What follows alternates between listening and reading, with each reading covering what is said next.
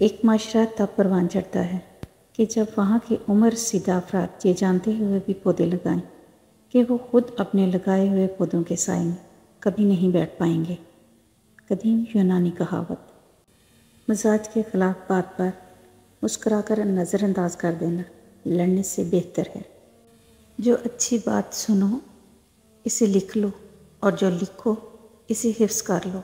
جو حفظ ہے ان کو بیان کرو۔ لوگوں کے دل کوئی جنت تو نہیں جہاں بسنے کے لیے آپ خود کو اتنا تھکا رہے ہیں۔ ٹیڑھا درخت ہمیشہ اپنی زندگی جیتا ہے، جبکہ سیدھے درخت کا فرنیچر بنا دیا جاتا ہے۔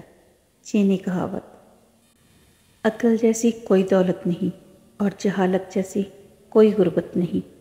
جسے پایا نہ تھا کبھی میں نے، اسے کھونے کا مجھ کو ڈر ہی رہا۔ وہی ایک شخص جس کو چاہا تھا میرے وقت سے بالا تر ہی رہا۔ دوسروں کی نیتوں کی پڑتال کرنا چھوڑ دیں۔ ممکن ہے اس کی توبہ آپ سے پہلے قبول ہو جائے۔ کوئی بھی انسان پرفیکٹ نہیں ہوتا۔ لگاؤ ہو تو خوبیاں تلاش کر لیتے ہیں، اور بیزاری ہو تو خامیاں۔ ہر مشکل کی دعا میرا اللہ کافی ہے۔ جب آپ کسی کے راستے میں روشنی کرتے ہو تو آپ کا اپنا راستہ بھی روشن ہو جاتا ہے۔ عزت پانے کے لیے عزت کرنی پڑتی ہے۔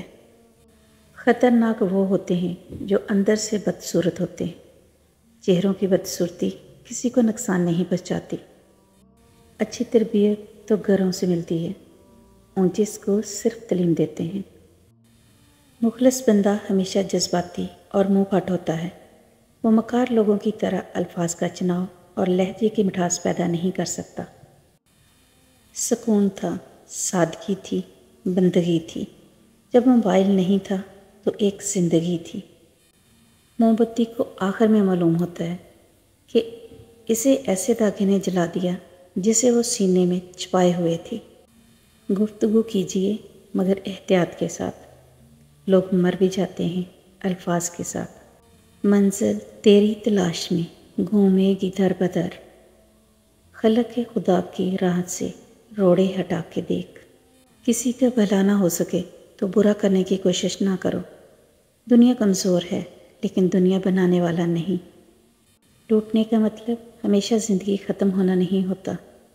کبھی کبھی ٹوٹنے کا مطلب زندگی کا آغاز بھی ہوتا ہے۔ تخلیقات کا بھی بڑا فائدہ ہے۔ بندہ جسے چاہے اپنے پاس بٹھا سکتا ہے اور جب چاہے کسی کے پاس سے اٹھ کر جا بھی سکتا ہے۔ انسان کا بہت بڑا دشمن اس کا غصہ ہے۔ کچھ رشتے ایک ہی چیز مانگتے ہیں اور وہ ہے وقت۔ زندگی کا یہ ہنر بھی آزمانا چاہیے۔ جنگ کسی اپنے سے ہو تو ہار جانا چاہیے۔ دوسروں کو مٹانے والے ربڑ کی طرح ہوتے ہیں، گھس گھس کے ایک دن خود ہی ختم ہو جاتے ہیں۔ دنیا میں انسان اپنے مال کے ساتھ نظر آتا ہے، لیکن قیامت کے دن اپنے اعمال کے ساتھ نظر آئے گا۔ فاصلوں کو آپس میں کبھی بھی اتنا نہ بڑھنے دیں کہ دروازے کھلے بھی ہوں اور آپ کو اجنبی بن کر کھٹکھٹانے پڑے۔ جتنی ذمہ داری سے لوگ الٹی جوتی کو سیدھا کرتے ہیں، اگر خود کو سیدھا کر لیں تو دنیا جنت بن جائے۔ جس نے رب کے لیے جھکنا سیکھ لیا وہی علم والا ہے، کیونکہ علم والا کی پہچان عاجزی اور جہل کی پہچان تکبر ہے۔ جب کبھی آپ سچے دل سے کسی منزل، کسی مقصد کی بلندیوں تک پہنچنے کا تہیہ کر لیتے ہیں، نیت کھری کر لیتے ہیں، تو پھر زمینوں اور آسمانوں کی روحانی قوتیں آپ کی مدد کے لیے آن پہنچتی ہیں۔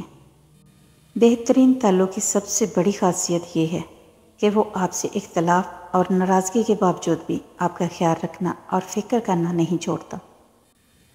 عورت کو محبت کم دو گے تو سمجھوتا کر لے گی، لیکن عزت نہیں دو گے تو وہ اندر سے مر جائے گی۔ پھر لاکھ کوشش بھی کر لو وہ دل تک پہنچنے نہیں دے گی۔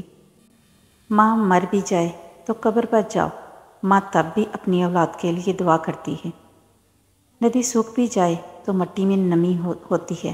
اللہ پاک سب کی ماں کو سلامت رکھے، آمین۔ کچھ تصویروں میں وضاحت کی ضرورت نہیں ہوتی، وقت وقت کی بات ہے، اپنے والدین کی قدر کریں۔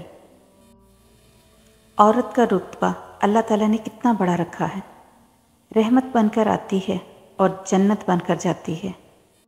جس کو زمانہ ٹھکرا دے اس کو بیکاری کہتے ہیں، اور جو زمانے کو ٹھکرا دے اسے فقیر کہتے ہیں۔ جب شیشے کی الماری میں رکھ کر جوتے بیچے جائیں اور کتابیں فٹ پاتھ پر بکتی ہوئی ہوں تو سمجھ لو کہ اس قوم کو علم کی نہیں بلکہ جوتوں کی ضرورت ہے۔ رزق حلال کی خاطر لباس گندہ کرنا ضمیر گندہ کرنے سے بہتر ہے۔ میرے چینل کو لائک کریں، شیئر کریں، سبسکرائب کریں۔ اللہ حافظ۔